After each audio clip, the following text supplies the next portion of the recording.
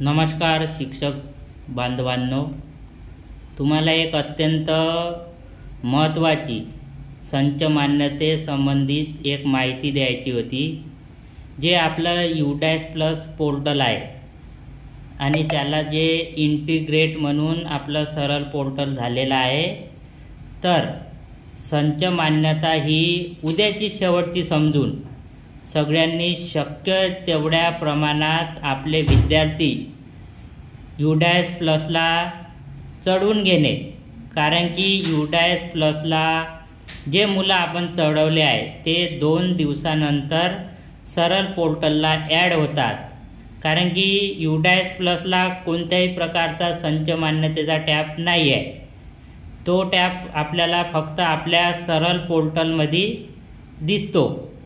त्यामुळे उद्याचाच आपला शेवटचा दिवस समजून सगळ्यांनी UDAS+ ला आपले मुलं ॲड करावे, ही माझी सगळ्यांना नम्र विनंती आहे। कारण की जर तुम्ही शेवटच्या दिवसाची वाट पाहाल किंवा 29 किंवा 30 तारखेला आम्ही मुलं चढवू आणि ते आमच्या सरळ पोर्टलला दिसेल, हा चुकीचा तुमचा भ्रम आहे।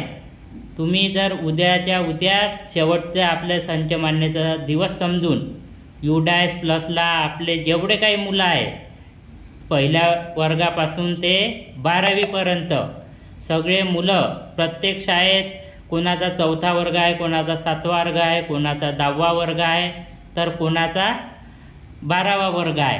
तर त्यांनी सगळ्यांनी उद्याच्या उद्या आपले सगळे मुलं UDAS+ ला चढवून घेऊन, कारण की ते मुलं तुम्हाला 29, 28, 29 तारखेला तुमच्या सरळ पोर्टलला दिसेल, ते सुद्धा तुम्ही चेक करून घ्यावे।